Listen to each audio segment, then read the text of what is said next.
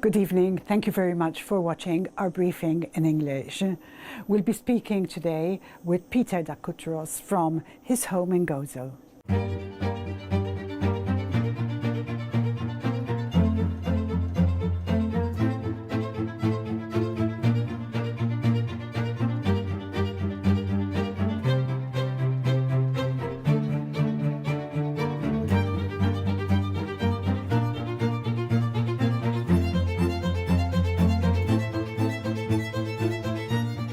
Thank you for welcoming us here to your lovely home in Gozo. My pleasure. We are old friends. I'm old. But we've been knowing each other for so long. Family friends, old family friends. And your dad was such a wonderful guy, so young at heart, so full of life, everything he was. And then he introduced me to you, so yes. Old family It friends. goes on. Exactly. How do you come to Gozo in the summer? First of all, I've known Gozo and Gozotans all my life because as a child, in fact, when I was born, Mummy and Daddy had this Gozotan lady at that time. She looked old. She must have been 24, 25, if not more, who worked for Mummy with cooking, household, etc., etc. She was a certain Juza Vuticic from Ala. So the accent, because the Gozotan accent, the ways, the maybe abruptness of Gozo and Gozotans grew up with me. So you've been coming here all your life? I was brought here as a baby. I was brought here as a child. During my youth, I came here for all the mad weekends, like all the younger generation do. And then my family had a place here in Takerchem, and I practically had my room. It was a huge farmhouse, and I enjoyed it and all that. So then I said, I want my place. Mostly because now I am a Slima old man, not boy. But Slima became too much. I was feeling suffocated. In more ways than one, because the Slima I knew, it disappeared, as I said, in more ways than one. The construction, the people, it was like one huge family which all of a sudden got very mixed. So I'm not really a fan of summer, and also in my childhood and youth we had a house in St. Paul's Bay in Talazzelin. It was the best part overlooking the sea. We just had a road, a pavement, and we played outside. So I always was used to villeggiatura, we say in Maltese. And my mother, I became like my mother and father. As soon as mid-June arrived and it started to get warm, off to St. Paul's Bay. And now I do the same. When June arrives, I want to go to Gozo for a change of ambiance. I can't say Gozo is a cooler, as in temperature. It's not much cooler, if cooler. I find in Gozo they have extremes of weather. When it gets hot, it gets hotter than Malta. And when it gets cold, it gets colder than Malta. I have to say, this courtyard. We are up here in Shara. But it's very cool. It's very cool. Yes, because the temperature has gone down as well. Gozo is still wonderful. Less wonderful, maybe, okay. But Gozo is changing as well, unfortunately. So now we are learning how to adapt ourselves to this. For example, if I'm coming from Malta or going back, I have to think of the times. So I won't leave here at about 4, 5, because at Melliha there's going to be the traffic and so on and so forth. You don't go to Malta on a Monday morning, because many Maltese who own properties here leave on a Monday morning. There are all these little gags which you get used to them. You're mentioning Maltese having properties here. Do you think it's something that's become fashionable? Because it's losing the fashion, actually. Right. Yes, unfortunately. And I say, unfortunately, for for the Gozo economy, that's a very sore point too. And for myself, because I had so many friends, especially those who come during weekends, and we go down to Marsalfon, you know, everybody, hello, and there was a big social life, which this year, I mean, I was shocked, nothing of the sort, very few people I know, because people are going to Sicily, unfortunately, Right. and a lot of these friends who I had in Gozo, who had lovely places here, you know, and still have them, they bought other places in Sicily and are going there because it's larger, because it's quieter, and they say Gozo is ruined, and I tend to agree with that as well, because Gozo became noisier. We were all talking about the quality of life and the impact, and that construction, cranes, noise, garbage has had on our quality of life. How would you compare Malta with Gozo? Mela, as a 72-year-old who unfortunately in the circumstances I am a perfectionist. I don't like chaos, I don't like dirt. You mentioned garbage bags, you mentioned noise, pollution. It irritates me, and I'm not at all happy with the state of the country now. Talking about construction, if you look outside, there's a Bouge opposite and all the lovely hills of Gozo, all with cranes. About once or twice a week, my road here is closed. No notice about it. I get out of the garage, I drive up the road, closed, and the warden sends me the other end of the village. Trucks, cars,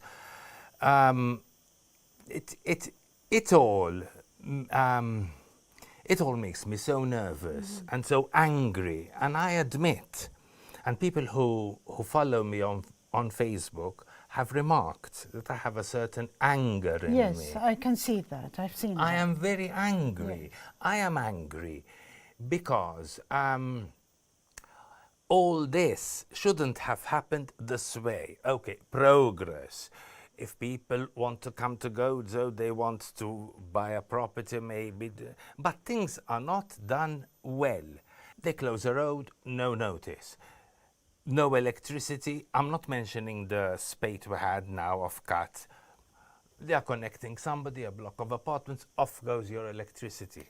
I mean, I've got a friend, he works on internet. He cannot have the electricity cut just like that, just because Joey over there has connected his. So at least advise us. Residents are not advised. Residents are not advised, and if they close the road, the garbage isn't collected, allura, but they're building, etc., etc. And unfortunately, I live in Slima, and you know Slima, we complain, and people say, oh, I'm sorry. Yeah, you can't complain, because if you complain, you are doing us wrong. You have to shut up. And I don't accept the kind of shut up. So that's part of the anger. And I love my country. I am half Greek, okay? And that's why a lot of people say, oh, you're Greece, you're beautiful Greece, etc., etc., because they have all the small islands, the size of Gozo. Yes. And my grandfather came from Santorini, which is an island exactly the size of Gozo. The shape is different. And I know how they treat Santorini. First of all construction is from November till April, even painting the facade of a house, because you have to go there and find it pretty, and find it quiet, and find it clean, and no noises. So there's more planning, what you're There's saying. planning and rules. Rules and the And rules infrastructure. is not paying, buying people out to do your own thing. Or, for example, you won't complain, because that contract, you know, and all that fear. No, rules are there. You know, Greece went through a huge recession. Absolutely, yes. Huge. And I was there at the end of it. And I know exactly, for the same reasons that that are happening in Malta. Construction over this, over that, pass from here, pass from there. And they went totally bankrupt. In fact, the European Union wanted to throw them out. And it was Angela Merkel who said, let's do something and help them. So I did not go to Greece for about 4 years. I mean, they were burnt out shops, the people, there was poverty. Then I went after about 4 or 5 years and I saw the big change. Yes, yes. And now it's booming, booming. But why? First of all, they had a changing government who did not grab and under the table anymore. Okay? And who wants to listen, listens. And besides that, they had what to show. Because Greece, like Malta, but not anymore Malta now, because we don't depend on tourism now anymore, we depend on overpopulation. That damned overpopulation, which is killing me and you, because we know much better. I mean, I'm coming back before we go into the population. You're talking about a more equal distribution of wealth. That's what you're talking about. Yes. And more distribution of manners and education and culture. Because if you don't have a bit of culture, and then you do anything and you wreck up the country and you don't care anymore. And as I was saying, the Greeks had all their lovely islands, untouched some of them, all the lovely temples, antiquities, museums, views, way of life, the good food, the shops, the lovely things, clothes, jewelry, souvenirs. They had that still to offer. They had the beauty of the country with its antiquity. Now, what are we going to turn on to in Malta? What are we relying on? We've ruined the views. We've ruined our hospitality because we're all angry. And when you go on holiday, you want to meet the population and you don't want to meet and be served at table with people from other countries, the other side of the world, who can't even lay a plate on your table. As soon as you finish, they grab, you know. What surprises me a lot is the five-star hotels. How are they accepting this? Because it's not about the people or the nationality, but the staff are obviously untrained that are coming from abroad. Yes. Well, they say they can do nothing because otherwise they'll have no staff. But what can they do? Are they going to close down? It's their investment. So what happens? Quality, quality, quality. We have no more quality. Leah, there's no more quality in Malta. You know? I mean, it's impacted our lives, really, hasn't it? But how is it going to change? Can we change it, in your opinion? I just mentioned Greece. And the first thing they did when the people were fed up, and rightly so, because I was there when they were fed up and I could see why they were fed up. All right? The first thing they did is, now, well, I'm a straightforward person. The first thing they did is get rid of the government who got them into that S-H-I-T. You know what I mean? They got rid of it.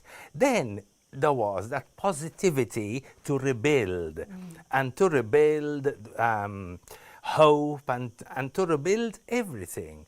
They opened back the theaters, they opened back culture. We have lost our culture as such. What can we talk about? Food? You love food like I love food. Where is our food? You know? I always said nothing like a lovely timpan as should be, and arabali stuffed marrows and all the lovely Maltese. No, now you go and get menus from all over the world. You're seeing less of the traditional food, really. I'm seeing less of tradition. And you're talking about food. One thing that surprises me, if you go into a kitchen that serves Maltese food, again, you have people from abroad cooking Maltese food, and when it's brought to you, it's really not Maltese food, is it? Because you know jolly well that you have to live in the country, look around you, and the country itself inspires you. I mean, I use a lot of rosemary, because if you go and walk, even on the traffic islands, there's rosemary, thyme, which grows in our rocks. Basil in summer flourishes. Our tomatoes are wonderful.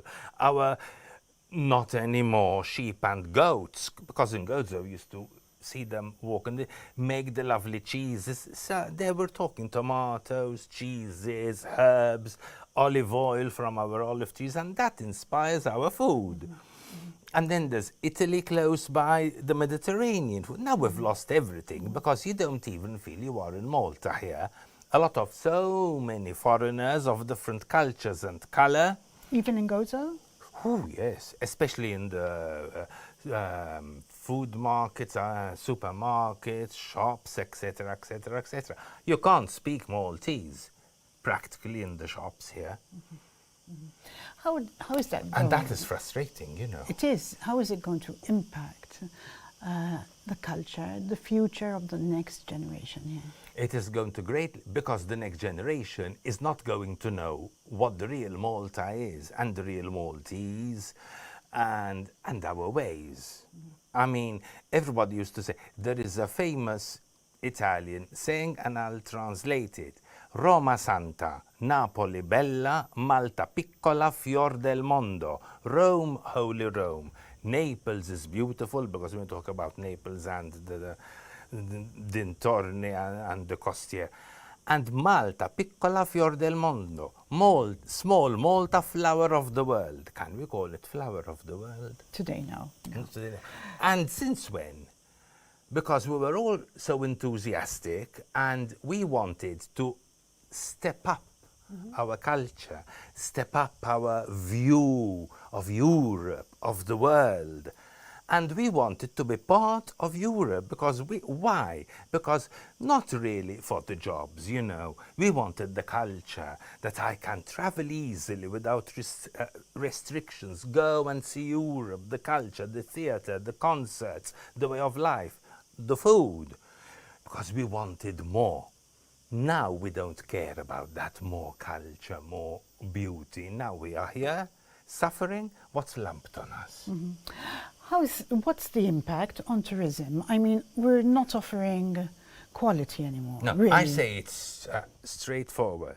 There are lots of adverts about tourism. Now, we just need 1 million, 2 million, 2 million are nothing with all billions in the world, if you know what I mean. So, the few, the riffraff, can all come here and they fill up our hotels, etc., etc., have a burger. If somebody posted today, 2 tourists sharing a hamburger.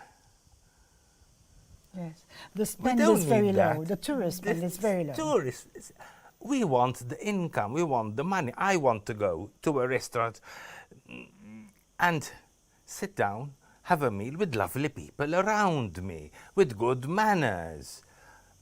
We used to be welcome to our table. Is it okay? They know. There, sit, boom, the water. And the minute you finish and he finishes and we two are still eating, they come and grab the plates. Can't stand it, that. There's no training. No training, because we don't have a chance to train.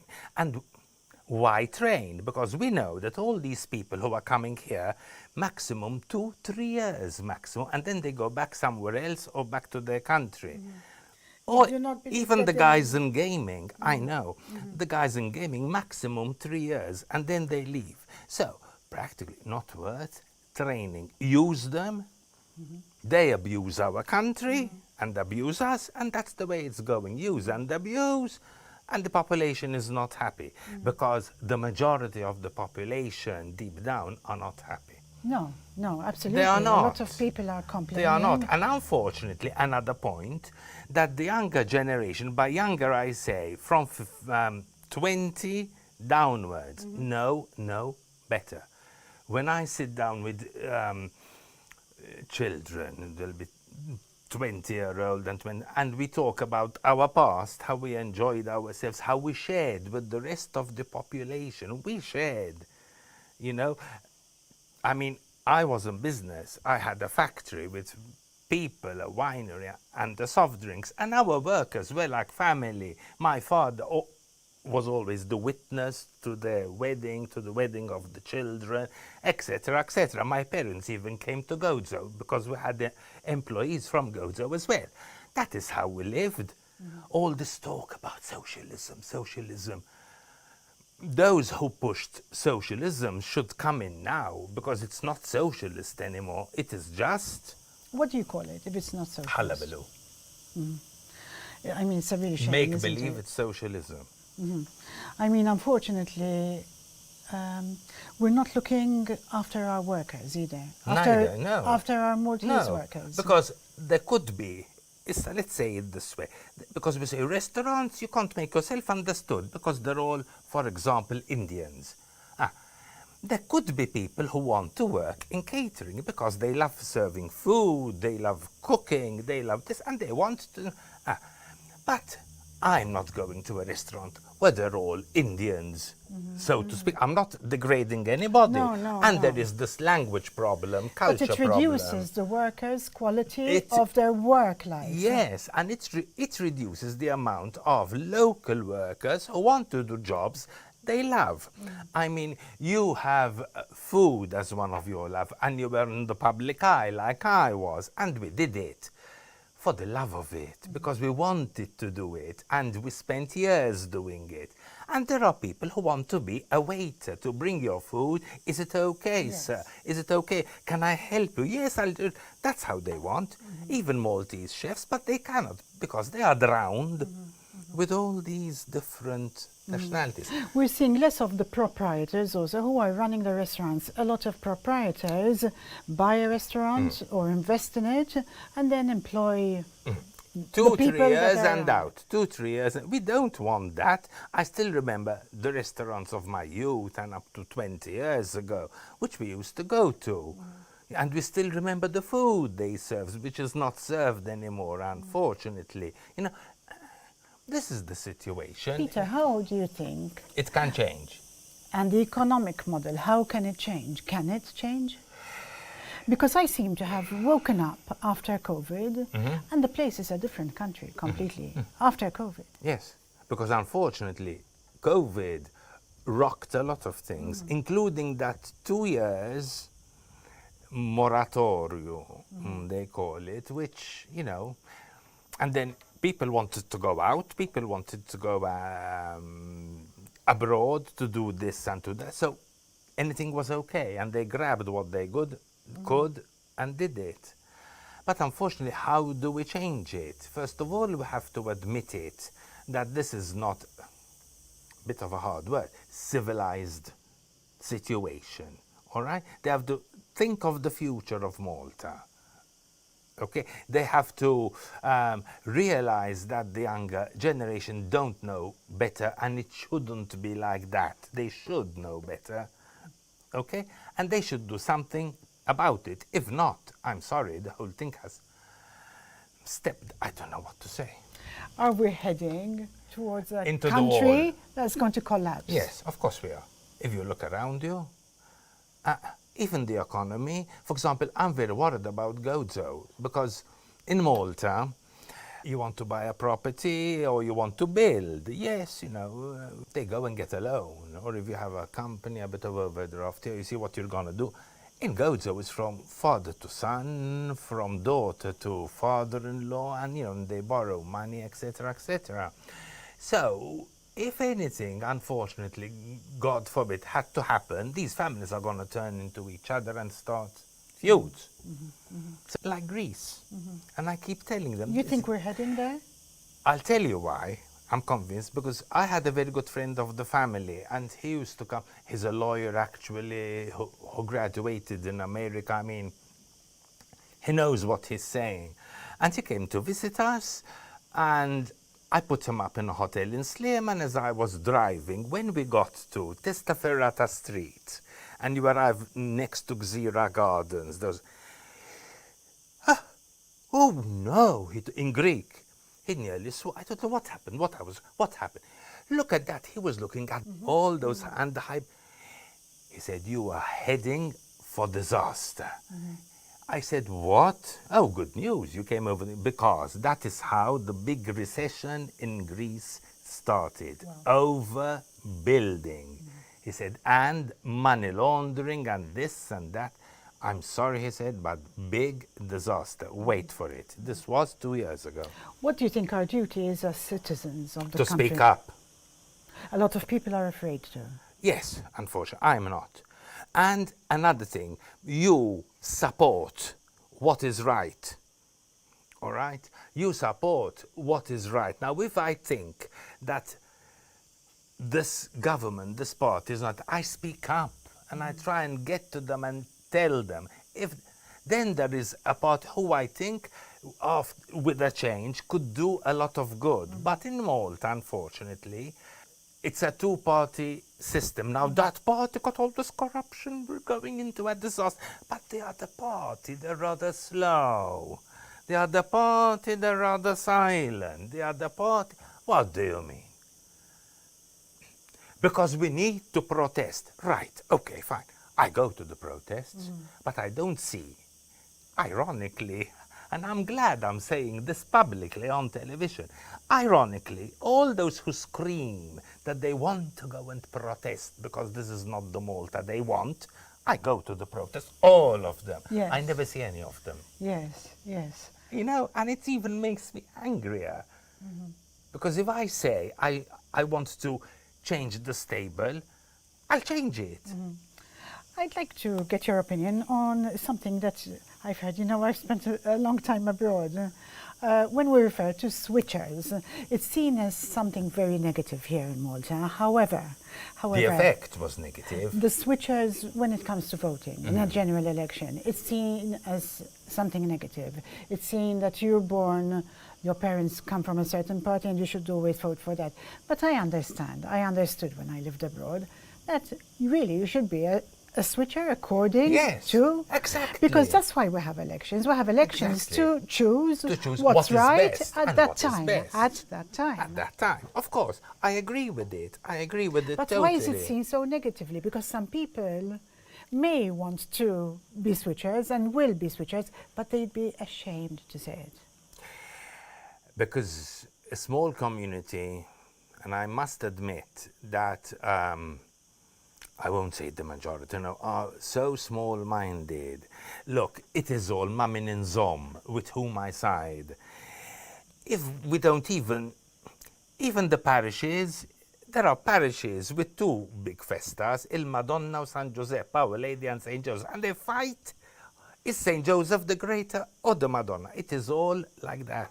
So when it comes to the party system, this is it. And I'm proud to be it. And they can be beaten up. They can, I don't know what, they'll torture them, hang them upside down, but still they wave the same It's flag. a bit like football, perhaps. I was never keen on football, so I wouldn't know. Okay. You know what I mean?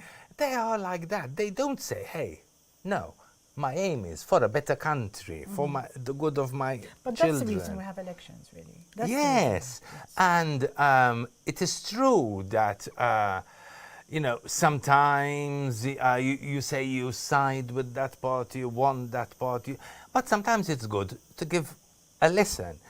Emma, when you see a disaster like this, because we are in a disaster, we're all, look, Leah, let's call a spade a spade. We're all talking about the same subject, the deterioration of Malta. That is what we are talking about, and the corruption, and you can't seek refuge now, is the word, not redress in the courts, because this one is bought out, she is bought out, he is. What do you mean all this buying out? From where is the money coming, allora? To buy people out.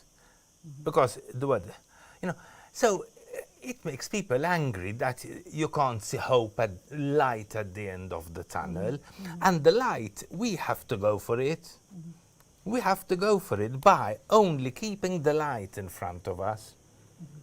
This two-party system is not helping either, but then as we are in Malta, I think it will have to remain.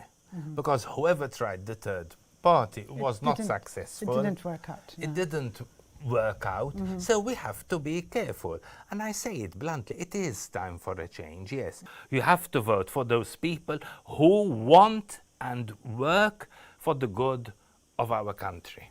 Thank you very much, Peter. My pleasure. And sorry if It's my really- tone it's really- was a little bit, but it came from the heart, Leah. Thank you so much, as always. And may I say thank you and a big prosit to you, because you have so many wonderful guests that I was really stressed. I said, me, after she had all those, I'm a little ant. I think you're wonderful. I did my best. Yes, Thank you. because I did it from the heart. Thank you very much. Thank you.